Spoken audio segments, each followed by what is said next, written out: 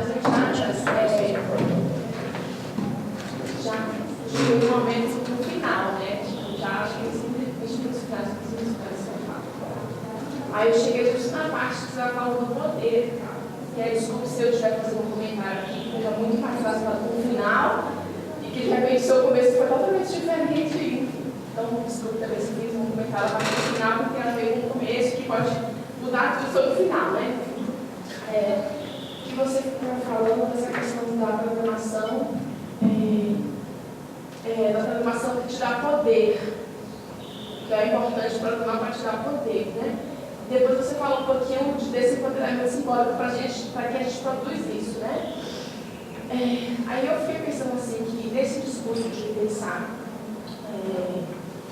que a gente precisa programar para ter o poder, a gente já se coloca num lugar aí muito perigoso, que é estar nesse sistema de controle de poder mesmo, né? Se a gente for pensar, então, como que a mulher do Jornal Nacional apresentou aquela exposição, ela falou como que a gente consome e trabalha com a tecnologia. Então, se você fala de poder, a gente precisa de poder, você já se coloca nesse lugar de consumo e trabalho, que é um lugar da sociedade de controle, eu acho, né? Eu penso.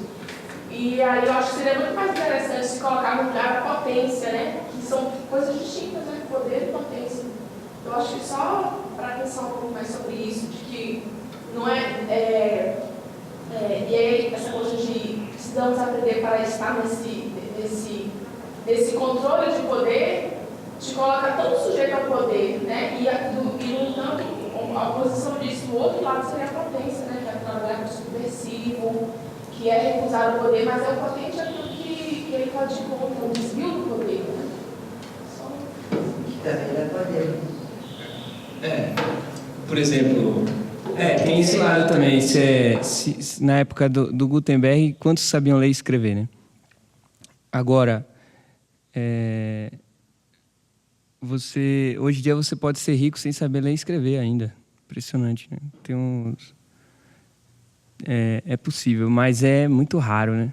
Eu ainda acho que, assim, para o meu projeto de mundo, assim, eu gosto da ideia do conhecimento, da tecnologia, da ciência, inclusive da ciência do ayahuasca, tá entendendo? Da transcendência. Eu acho que para mim é ciência também. Então, assim, eu acho que quando eu ainda insisto assim que, baseado nos fatos, assim, no que está acontecendo, assim, traz um empoderamento. Na maioria dos casos, assim, eu acho que as pessoas que efetivamente, eu entendo o que você está falando. Eu também, por mim, assim, seria massa se a gente tivesse feito outras escolhas civilizacionais, como fizeram os índios na Amazônia, entendeu? Por exemplo, eu acho que eles foram muito mais a relação com a natureza na escolha civilizacional, naquele determinado momento. Não sei para onde iria, nunca ninguém sabe, mas eu acho que a gente a gente precisa, sim, esse lado, eu concordo com você, mas é uma negociação, né? O que eu penso, o que eu fico receoso é que daqui a 20, 30 anos, quem não souber fazer robô vai ser funcionário de robô, tá ligado? Eu não sei se eu...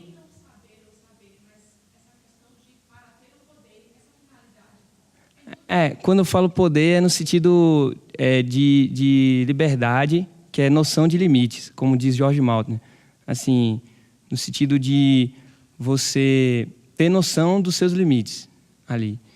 E aí seria, no caso, o conhecimento, ele aumenta a noção de limite, entendeu? Então, quando você aprende coisas, por exemplo, que atravessar na rua você pode morrer se você atravessar de qualquer jeito, na época, enfim, a noção de limites do ser vivo ali, para não morrer.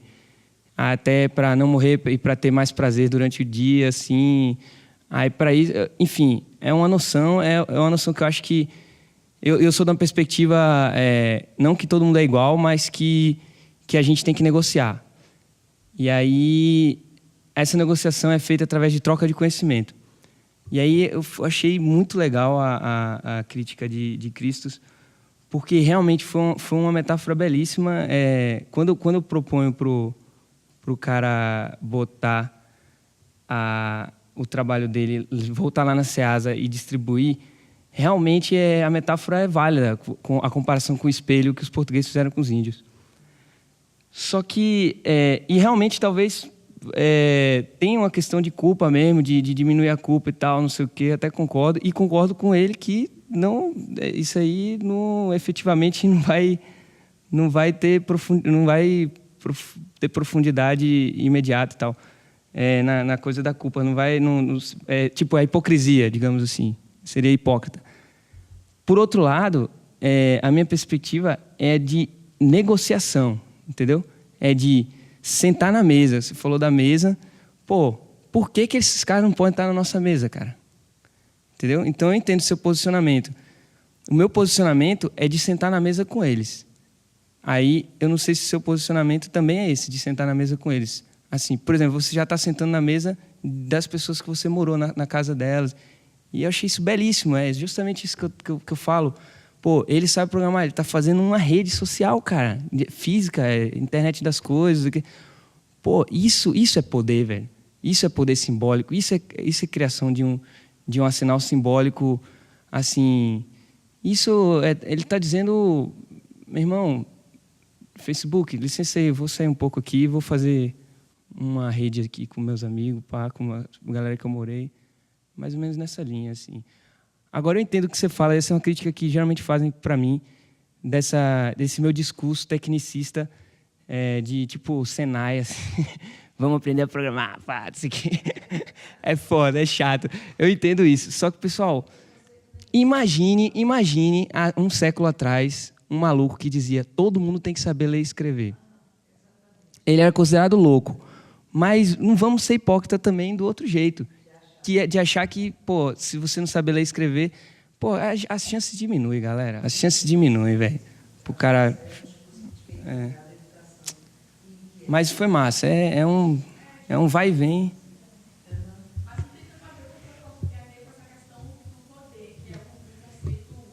É difícil, né? Falar essa palavra... Entendi. Quer falar alguma coisa? Não, eu entendo o que a Larissa, né, propõe, assim, dessa reorganização dos verbos, né, assim. E, claro, se eu aprendo na perspectiva de me tornar o potente, né, e me tornar o que destrói, né, mas o aprender, com certeza, é uma linguagem, né? Então, eu acho que isso deve ser um processo de alfabetização, deve estar no princípio das escolas, tal qual a gente aprende, né, ao domínio de qualquer outra língua.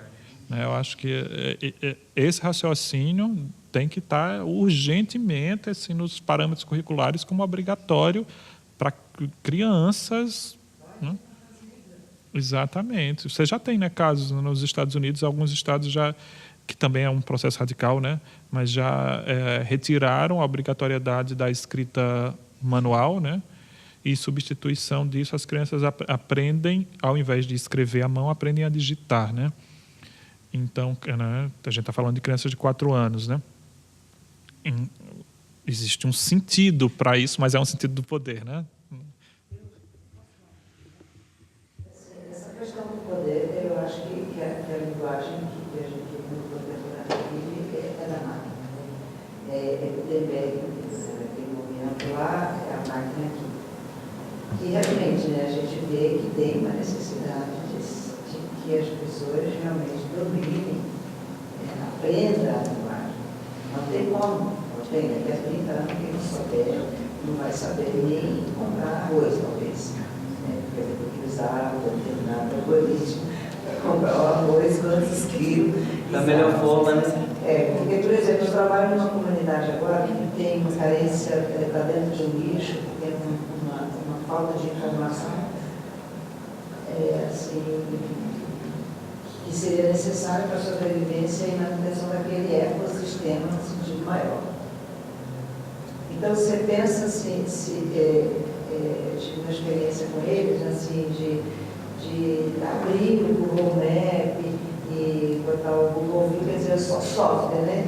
Que eles, crianças de 8 a 10 anos, não tinham visto ainda, né? Por falta de não ter o equipamento, porque o equipamento que está tendo na escola não roda o Google Map, enfim.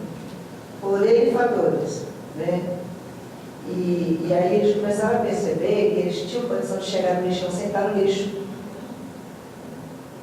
Né? Porque pelo Google View chega dentro do lixão. Tem uma defasagem de atualização de imagem.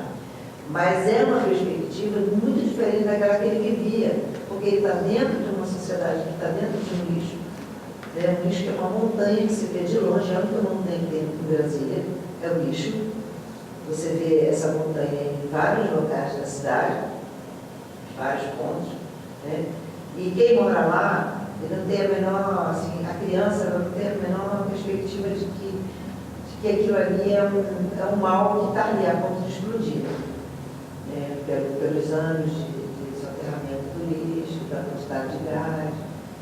Então, assim, é apenas uma ferramenta que hoje traz uma visibilidade do fato, sem ele estar lá dentro, né? Porque também não entra mais qualquer pessoa, criança nem pensar, só entram os trabalhadores, que não são os catadores, então o sistema de vigilância lá também. Né?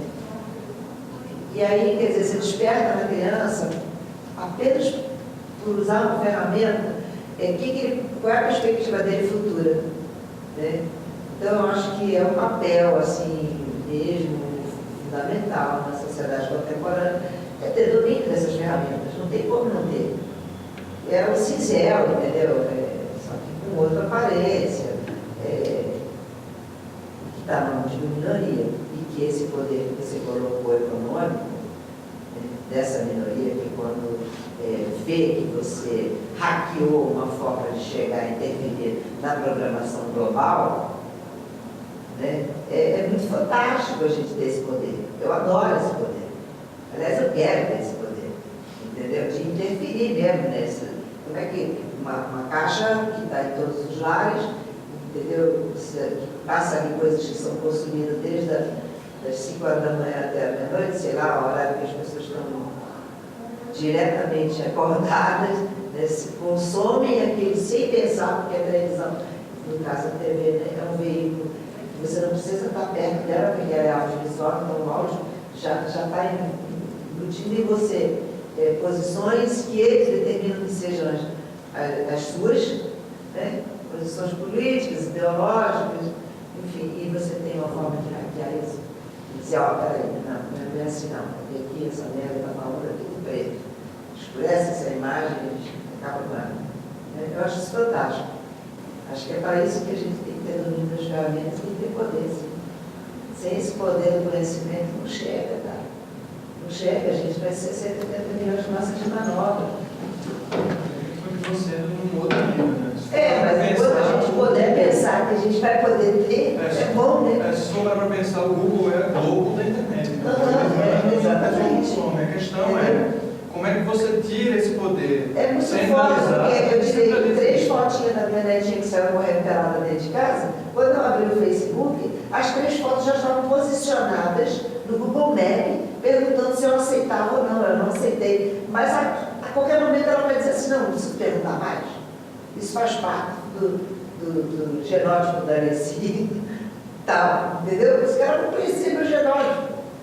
Né? Estão conhecendo tudo, meus hábitos. São meme, né? Vai ser, exatamente. Entendeu? Vão. Não, já estão, né? Mas assim, por isso que a gente também precisa de poder, né? Porque é só deles. A gente tem potência, eu não sou contra a gente ter potência, não. Mas eu preciso realizar.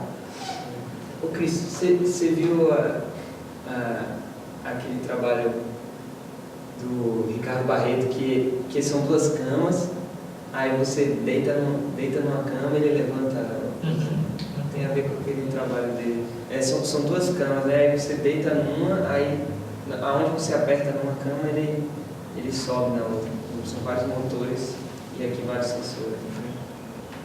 Tem a ver com o teu trabalho do Leão, muito Mas, pessoal, deixa eu fazer uma pergunta para você.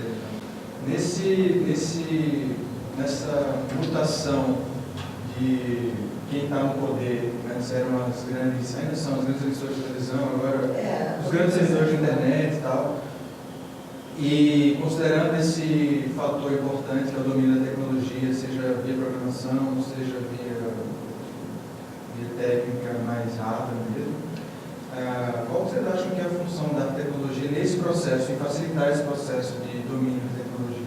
Como que a tecnologia pode fazer essa aproximação, encurtar essas distâncias? Vou fazer um ponto da Lúcia Santarella, que ela disse uma vez que o papel da tecnologia, da arte era humanizar as tecnologias. Talvez seja por aí, não sei. Eu acho que quando eu vejo esses trabalhos assim, eu acho legal. Para mim eles ficam mais interessantes e é onde bate a lombra, assim, digamos assim, é quando, por mais careta que isso possa parecer a princípio, galera, assim, eu entendo que pode parecer uma idiotice, mas quando o artista fala, por exemplo, quando ele mostra aquela escultura e quando ele diz que foi o GPS e tal, que foi o caminho que ele fez o GPS, ele está construindo conhecimento, entendeu? Junto com para quem ele está falando isso. Tudo bem, está lá na Embaixada da Alemanha, as pessoas vão passar lá e vão ver aquela escultura e não vão nem saber disso, de primeira. Mas, se elas souberem, quanto mais gente souber, mais legal vai ser, na minha opinião. Assim, porque mais conhecimento vai ser construído e, assim, conhecimento crítico, assim, eu acho que... Aí, por exemplo, os vídeos desses trabalhos, eles sempre têm uma parte, muitos têm uma parte assim, mostrando o trabalho e depois mostrando como funciona. E aí conclui com uma fruição mesmo, assim. Eu acho muito engraçado isso, muito interessante, porque na hora que mostra como funciona, aí para mim fica mais louco, porque vira ciência, entendeu? E aí, assim, tá entendendo? Não é fazer realmente por que não ser ciência também, sabe? Por que não? Assim, vamos brincar, vamos ser criança de novo mesmo, de ver como a coisa funciona tecnicamente. Eu sei que, da perspectiva da arte contemporânea, isso não importa, assim, como aquela coisa é feita, mas a partir do momento que a gente tiver curadores da nossa idade, assim, que jogaram videogame, tá ligado? Eu acho que vai começar a importar, de certa forma. Se você, ao invés de artista, fosse curador, eu acho que se houvesse essas explicações, em algum momento você não ia achar ruim, porque você também se emociona com essa linguagem, já que você domina, tá entendendo? Como no cinema também, essa coisa da metalinguagem, né, de falar do próprio cinema. Pô, todos os grandes cineastas foram grandes técnicos, tá entendendo? De fotografia, de enquadramento. Os caras, Kubrick. Vai dizer que Kubrick não manjava de técnica, do código, tá entendendo? Então, assim, do cinema. Então, eu acho aí, a minha perspectiva por isso que agora, ultimamente, também vou continuar expondo, mas focando muito mais em oficinas, cara, assim. Mas aí é uma perspectiva minha e eu acho que tem que continuar artista também, não precisa todo mundo fazer oficina, mas quanto mais fizer, melhor. Foi a gente que votou no Fire em 2010, as primeiras oficinas, entendeu? Foi uma conquista política legal lá. Você botar 50 pessoas lá na oficina, tava Ana Barros, Yara Guasque, Fernando Velasquez, todo mundo, Guto Nobre que participou dessa oficina, umas 60 pessoas, todo mundo junto lá. Eu sou muito dessa linha. Eu acho que a arte e tecnologia, digamos assim, vai contribuir trazendo também, botando em evidência o conhecimento também, não só além da coisa, assim. Mas é isso, uma coisa não anula a outra, assim, né? Além do espetáculo, né? Então, eu vou começar com uma generalização, aí vocês me perdoem, né? Mas eu acho que a gente vive no momento agora que o cinema passou pelos brinquedos ópticos, assim. E eu acho que a gente está fazendo os brinquedos ópticos e tá lá brincando. Ai, olha, movimento, ai, que legal. E depois isso vai virar linguagem. Espero, né? Depois eu acho que isso vai ter, né, autonomia, vai ter um campo, né, isso, lógico, eu não estou querendo reduzir tudo que se fez até hoje, né, colocando nesse patamar, mas eu acho que muito do que se faz é ainda nessa perspectiva da experiência. E o que era o brinquedo óptico? Era um estudo da física, não era da arte? Como é que a gente localiza esses artefatos, né? Eu acho que, de uma certa forma, a tecnologia ela está nesse momento, assim, né, e é um momento de transdisciplinaridade, é claro, e nesse momento as coisas ficam mais difíceis de serem percebidas como entidades autônomas, né? E aí a grande questão é quem é que está fazendo? Quem está fazendo, eu acho que é que vai dar o tom da coisa, né? São os cientistas que têm o domínio da execução. Nossa, para fazer isso, vocês sabem, né? A gente sabe, para fazer isso, a gente tem que ralar muito para conseguir executar uma coisa mínima. A gente não tem infraestruturas. Não é a nossa educação, as universidades, elas não contam ainda com aparelhos e laboratórios, se a gente vai comparar com instituições internacionais, assim, sabe? Então, como é que a gente executa ou constrói ou pensa, né? E acho que essa questão do domínio técnico, ela é fundamental para o pensamento, né? Pensar com a mão é fundamental, né? Então, se eu não tenho um domínio da linguagem, dos tipos de hardwares que existem, dos tipos de hardwares que eu posso propor, né? É patético, assim, né? Mas eu também não. Eu acho que eu acho que, em termos de educação, acho que é uma questão extremamente transformadora. Assim, eu acho que se a arte e tecnologia ela entra dentro da escola como um eixo, né, que consegue consolidar várias áreas mesmo, como princípio, como projeto de educação dentro das escolas, eu acho que a gente teria uma transformação educacional gigantesca, sem precedentes, assim. Mas está muito longe de acontecer, e, enfim, eu nem consigo, né? Agora, eu insisto também numa questão de que a gente precisa sair nas estruturas de gueto, sabe? Eu acho que a gente precisa entrar nos circuitos dos grandes colecionadores de arte contemporânea, né? Entrar nos circuitos das grandes galerias de arte contemporânea como objeto de arte contemporânea. Eu acho que a gente precisa se assumir como o Dionísio não está ali pedindo a fala. Oi? Claro, eu estou cutucando aqui para, né? Museu, coleção, para quê, né? Estou ali o tempo inteiro cutucando para isso. Mas porque existe um desconhecimento por um grupo que também legitima, né? E eu acho que se fazer valer dessa força é importante também, né? Para a gente conseguir acionar outros rumos. Mas, professor...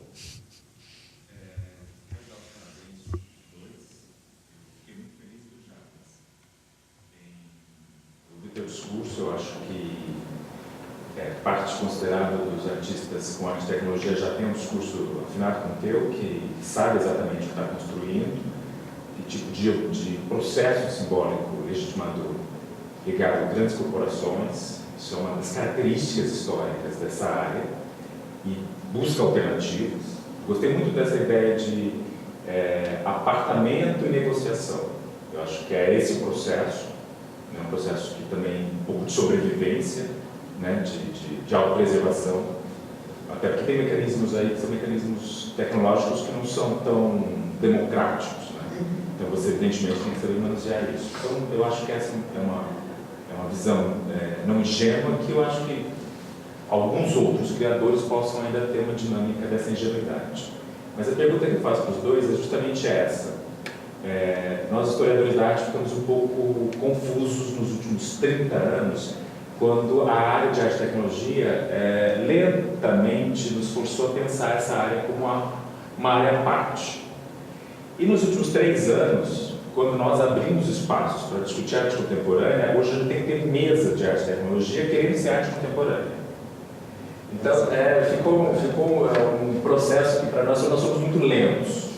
Tá? Historiadores da arte são muito lentos. A gente lida basicamente com o que é o arquivamento das coisas, né? O que sobrevive, o processo que sobrevive. Então, eu queria deixar essa pergunta para vocês. Eu vejo hoje um debate na área, e vi isso na Bienal do Mercosul, vi isso no evento na Colômbia que eu fui no ano passado, vi isso agora na Amparo, que é um debate dentro da área de querer ser uma área autônoma, na busca de editais específicos, na busca de financiamento específico, ou se voltar aos mecanismos da arte contemporânea, os espaços da arte contemporânea enquanto arte contemporânea. Eu acho que isso divide um pouco a área hoje. Eu queria saber a opinião de vocês. O Cristo acabou de dizer, eu acho que você tem... Mas eu queria que vocês falassem um pouquinho mais, até por um sinal, assim, de uma luz para historiadores da arte contemporânea. Cara, muito legal a pergunta. Não, aqui já... Não, aqui já foi. Tranquilo, pode ficar aí. Muito legal, assim... Tem uma coisa muito interessante que acontece. O massa é que é muita covardia da minha parte, assim, porque eu não, meu sonho não era ser artista, entendeu? Eu sou músico, e depois computação. Aos 8 anos de idade eu já queria fazer computação. Então, eu nunca tive o sonho de expor, Então, para mim, é muita sacanagem eu ficar tirando onda com essa coisa do desejo de legitimação do artista. É muito covarde de minha parte. Mas é o seguinte, cara, rola um lance dessa turma, da gente, de arte e tecnologia, tipo uma coisa assim, pô, sabe, uma choradeira, assim, uma coisa tipo, pô, a gente não é legitimado na arte contemporânea, sacanagem, pô, a galera nem chama a gente pras coisas, não sei o quê, a gente nem, pô, a galera é... Aí tem duas coisas que eu acho que rola. Primeiro é que realmente é isso que ele falou. Os trabalhos são meio peba mesmo, assim. No sentido assim, de que, velho, o cara olha assim o trabalho. E daí, bicho, assim, qual tá massa, aperta aqui, voa, pá, mas sabe, fica aquele cri-cri, a reticência ali. Isso é um ponto. E um outro ponto, realmente, aí eu tenho que dar o braço a torcer a algumas da galera da gente, assim, que fala que realmente, em alguns casos, eu não sei se o Cris vai concordar, realmente rola uma linguagem interna ali que vai ampliar, quando amplia o conhecimento, amplia o leque de linguagem para emocionar, para a pessoa se emocionar. Realmente, se a pessoa, depois que assiste um monte de filme, ela passa a se emocionar com coisas, porque ela dominou aquele código ali de cinema.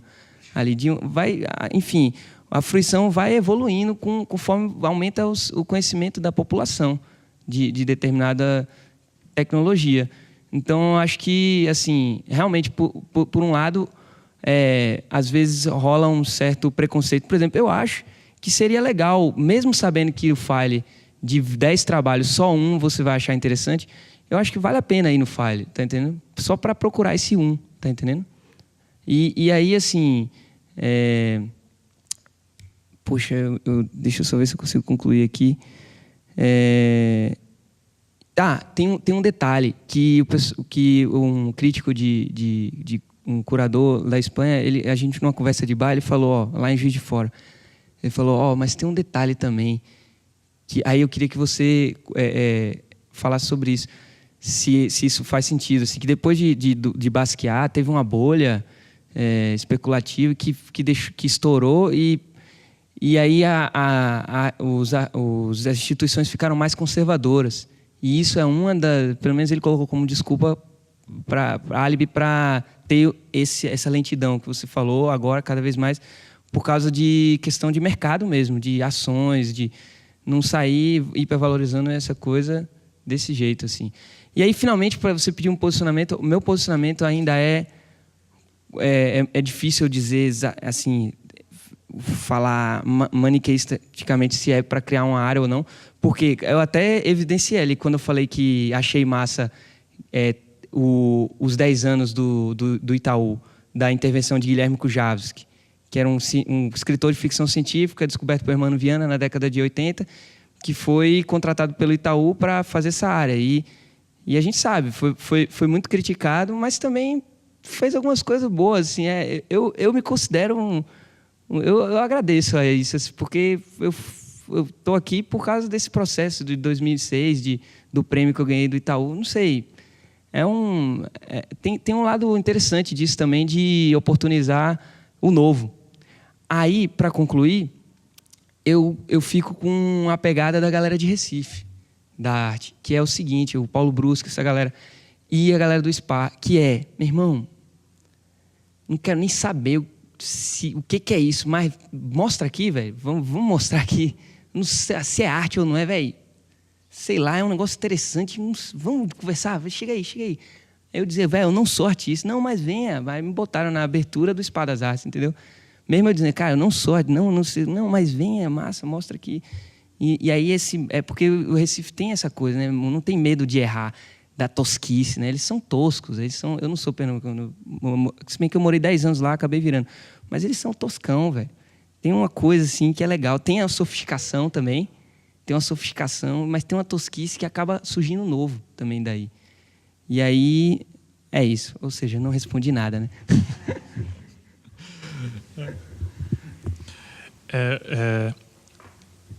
Dionísio, quando eu vou ilustrar, a palavra é bem essa mesmo, com aquele trabalho, né, do cromossomos, que são aqueles módulos que vão se recompondo e se espalhando, e tem uma coisa meio viral, né, de trepadeira, assim. E eu acho que a minha intenção, eu falando, né, bem pessoalmente, né, a minha intenção é isso, é se espalhar como bactéria, é estar em todos os lugares. Eu não quero escolher um lugar, né? Quando eu nesses últimos 3 anos, eu optei, por exemplo, por emoldurar os trabalhos, é uma decisão extremamente política. É uma decisão quase agressiva, se a gente pensa, por exemplo, na arte e tecnologia como né, uma arte extremamente subversiva desses espaços, né? Web art, quando a gente pensa nesses outros territórios que cada vez mais ampliam o entendimento que seja um espaço museal, né? E aí eu retomar a moldura mas é nesse intuito de dizer, eu não quero só isso, eu quero eu quero poder transitar por todos esses outros territórios, né? Porque existe uma questão que eu acho que é relativamente educacional, digamos assim. Eu acho que os espaços tradicionais, digamos, né, dessa maneira, eles são coordenados, né, ou pensados por pessoas que não são nativas digitais, né, ou que elas têm um certo distanciamento por N questões, né, dos processos tecnológicos. E por existir esse distanciamento, elas só conseguem ver a superficialidade do objeto tecnológico, né?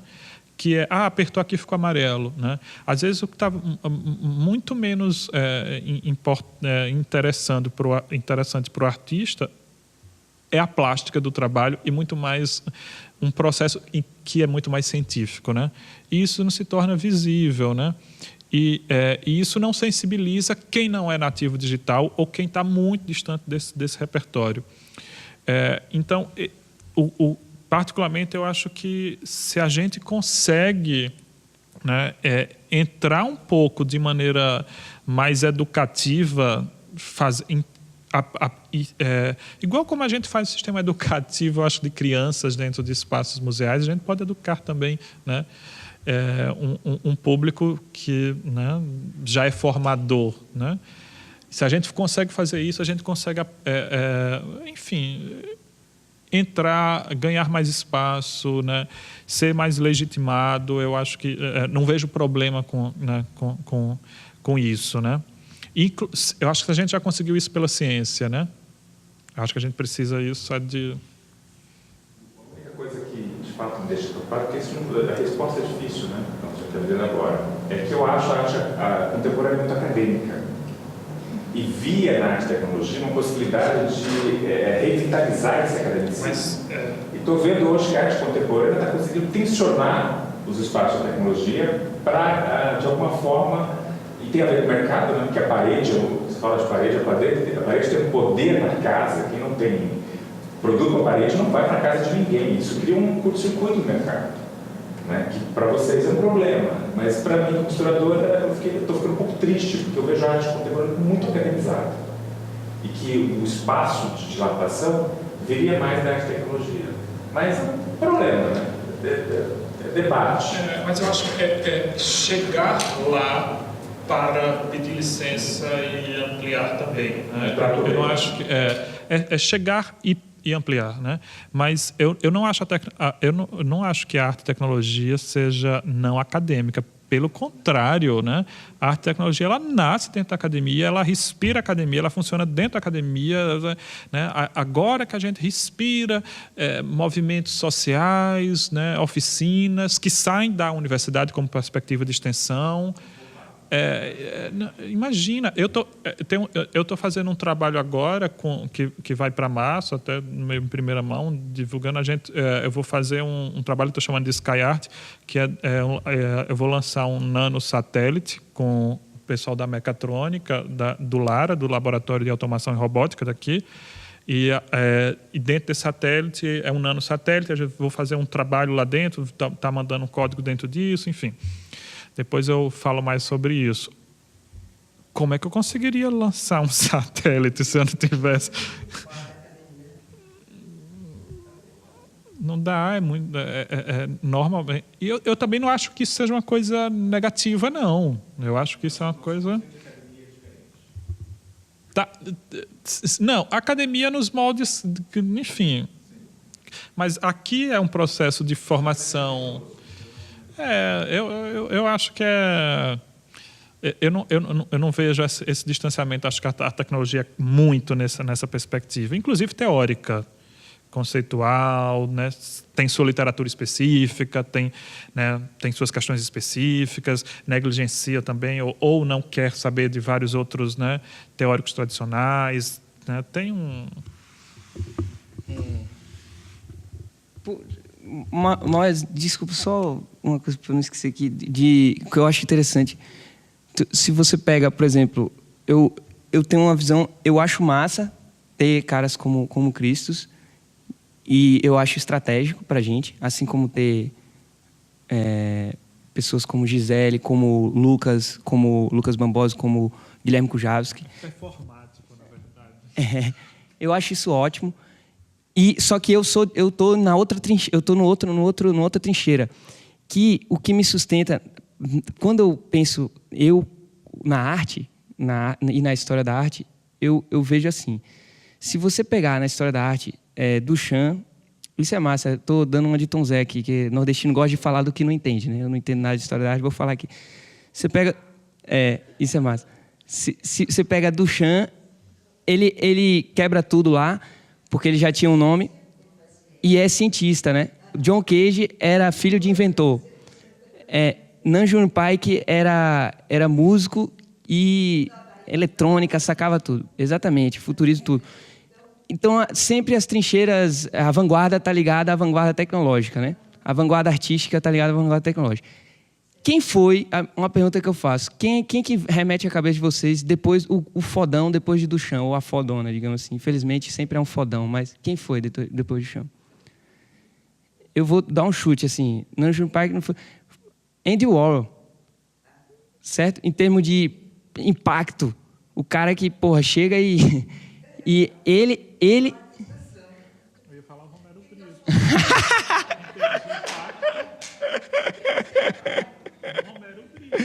Sim. Tá, foi mal. Mas em termos de impacto até acadêmico, pô, bicho, o Andy Warhol, cara, assim, ele chega e fala assim, é muito modernidade sólida, velho. O cara chega assim e disse, pô, ele é a obra de arte, entendeu? Ele mesmo, assim, a figura dele, o pop e tal. E aí, assim, aí o que eu acho? Ele mimetiza a obra dele e ele mimetiza a tecnologia da época, que qual era? TV. Aí, agora... Só para reforçar, o Andy foi um dos primeiros a usar o Macintosh da Adobe, fez Sim. uma performance pintada, né? Então, Assim, a atitude dele como artista, eu acho que mimetiza, a atitude de Andy Warhol como artista mimetiza como se deu a tecnologia, digamos, a sociologia do poder com a televisão. Mimetiza, no seguinte aspecto, o centro mandando para as pontas. Agora, essa nova configuração da modernidade líquida, do YouTube, todo mundo pode postar coisa e tal, não sei o que, quais são os artistas que vão mimetizar isso? Quem é o artista, tá entendendo? Aí eu tenho uma teoria. Na verdade, qualquer um é a farsa, é a promessa de jure, é a promessa de autonomia. Na verdade, não é qualquer um, eu vou dizer quem é o programador, é o Linus Torvald. O Linux ganhou o prêmio de arte, pô. O programa Linux ganhou o Ars Electronica. E vale a pena pesquisar o Ars Electronica, porque o Ars Electronica que expôs Nanjum Paik também, tá ligado? Desde 79 que rola o Ars Electronica, eles têm eu acho que eles representam realmente essa vanguarda e eles têm uma acessibilidade com a arte contemporânea, eles dialogam assim, eu acho. Aí, assim, a minha viagem agora é que talvez os artistas que mimetizam essa tecnologia, talvez eles sejam anônimos. Não, e talvez continue a ser sempre, porque talvez agora é outra coisa. Tipo, você pega a Nintendo, a empresa de jogos, a gente cresceu, a nossa geração cresceu jogando Mario, e a gente não sabia o nome do cara que fez Mario. Exatamente. Mas, assim, o povão, tá entendendo? Aí agora a nossa geração, a gente está com 30 anos, 30 e poucos anos, a gente está descobrindo e está entendendo o que está acontecendo. Que o estilo do videogame, de produção de videogame, é muito coletivo, velho. É muito distribuída a criação. Não tem o criador, tá ligado?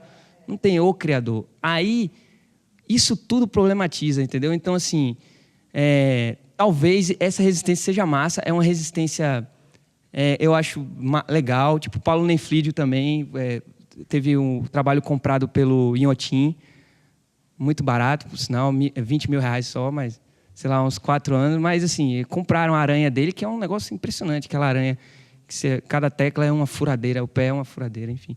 Aí é isso, aí eu acho que a minha hipótese de historiador da arte. Sacanagem. Brincadeira, mas eu tenho um palpite aí, tosco, que talvez a gente sejam os anônimos, entendeu? Tem uns malucos que estão fazendo umas coisas aí que não está institucionalizado, mas que é muito bonito. Eu citei aqui o caso dos pombos, o TCP/IP implementado por pombos.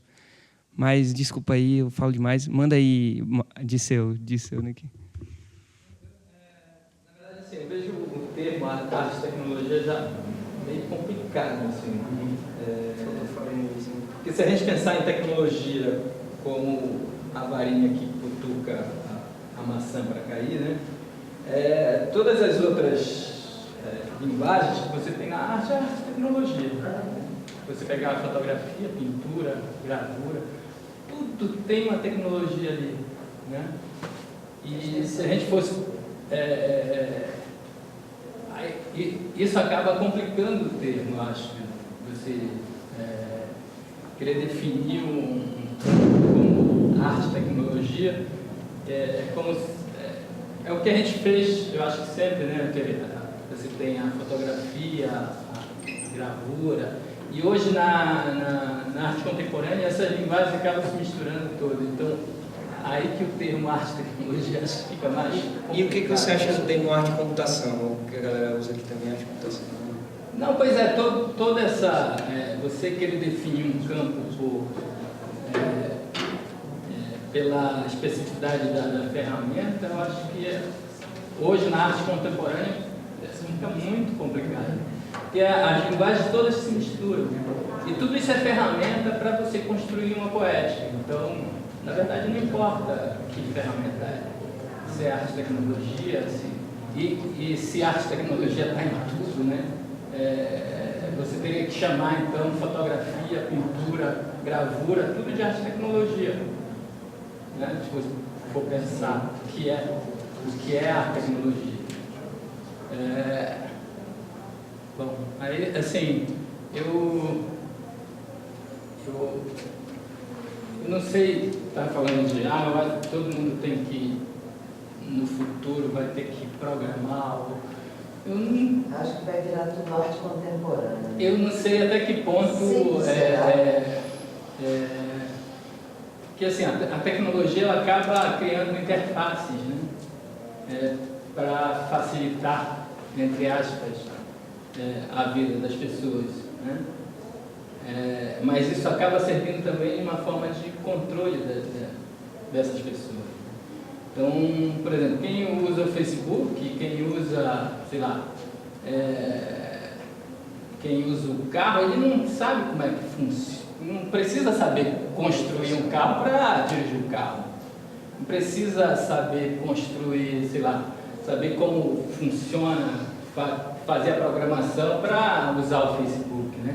Tudo isso é dado, as pessoas, a maior parte dos usuários não conhece o código, mas ele usa. E usa de uma forma que ele fica meio que refém daquilo. Então a tecnologia vai muito nessa direção, eu acho, assim. E eu acho que os grandes trabalhos de arte, assim, que envolvem, que discutem essa própria linguagem, eles acabam tentando subverter esse código. E aí sim o artista precisa saber do código para conseguir colocar um vírus ali dentro, uma bomba ali dentro, sei lá, né, que faça com que as pessoas percebam que essa tecnologia que é dada e que essa facilidade, na verdade, ela acaba te direcionando e te controlando. Bom, eu queria falar.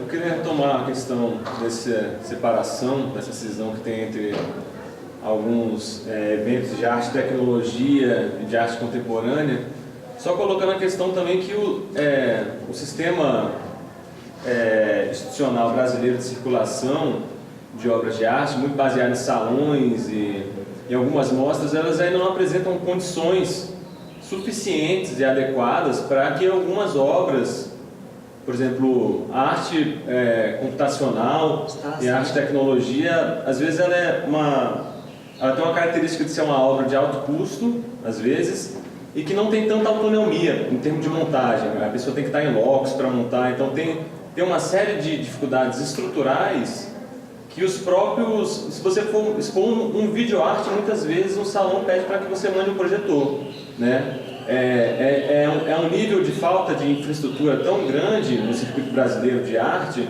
que eu acho que acaba acontecendo essa segregação, porque exatamente o evento de tecnologia ele tenta dar ao artista a possibilidade estrutural, né?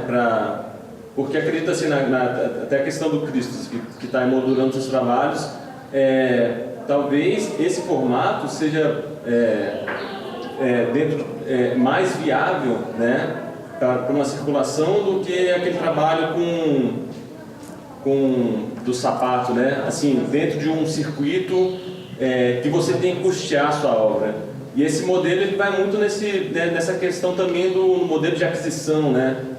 Hoje em dia a gente tem muito salão que dá 20 mil, 10 mil, 100 mil, o que for, para o modelo 1 prêmio, 2 prêmios, e não dá, em vez de distribuir essa verba para um modelo de circulação, né? Dá 2 mil para cada artista poder se deslocar, apresentar o trabalho. Então acho que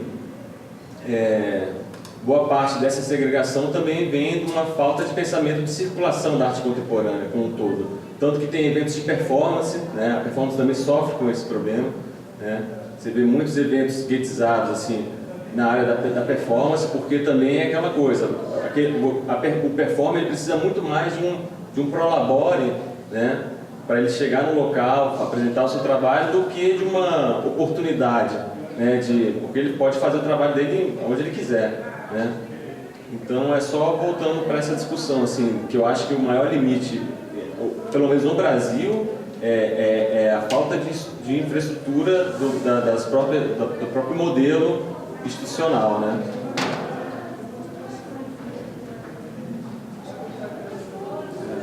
É isso.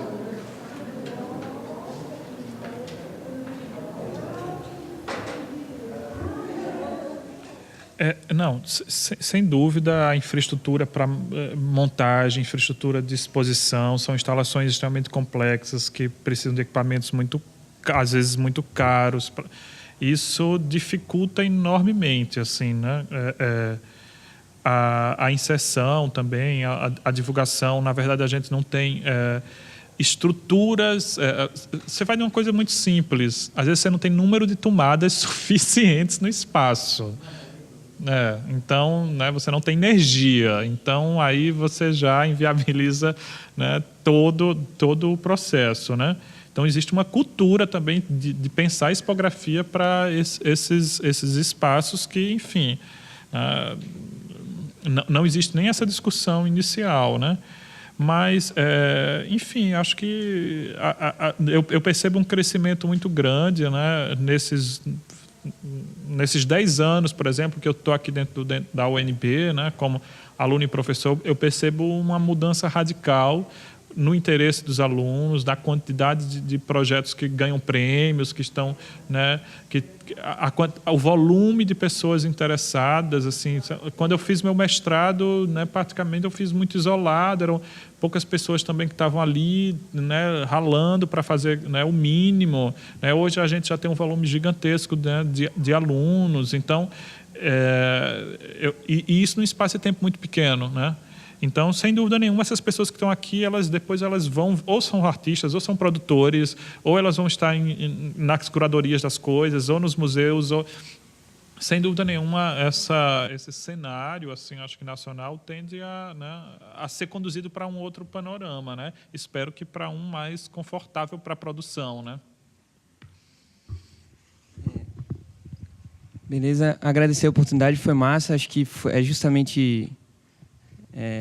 o que aconteceu aqui também responde a pergunta do professor, assim, no sentido de esse tipo de negociação que vai ser legal ter. Eu ainda estou entendendo por que me chamaram, assim, mas acho massa, assim, porque é uma oportunidade incrível, assim, estar falando por uma galera, né, assim, num evento de arte, é uma viagem. Mas muitos talvez não concordariam com muitas coisas do que eu disse aqui, muitos colegas dessa área. E aí concluí com esse último experimento que a gente fez, que o som... Alô? Foi dia de Yansan, né? Dia 4, Santa Bárbara, Barra Yansan lá. Aí a gente fez na Quarta dos Tambores um experimento para o Ogan lá tocar o tambor saindo os raios de Yansan aqui. Alô, som, oi. Então, cada toque de tambor, ele sai os raios. Aí o massa é que para fazer isso, você bota no Google, no YouTube, relâmpago em câmera lenta. Então, eu quero finalizar com esse vídeo aqui, que o cientista ficou dias e noites assim, para acertar, ligar a foto de alta velocidade, para conseguir, sei lá, mais de 1000 frames por segundo, para fotografar, para fazer em câmera lenta de um relâmpago. Então, observem, é muito bonito, parece um ser vivo, vários seres vivos. Ele sai, criando, quando dá o primeiro estouro, saiu da nuvem, e aí todos os caminhos que ele vai abrindo, o primeiro que encontrar o chão é o que vai engrossar, e os outros rios, digamos assim, vão secar, e aquele rio vai passar toda a energia do chão para a nuvem de novo. É muito bonito. Vou botar ele aqui, vocês observem.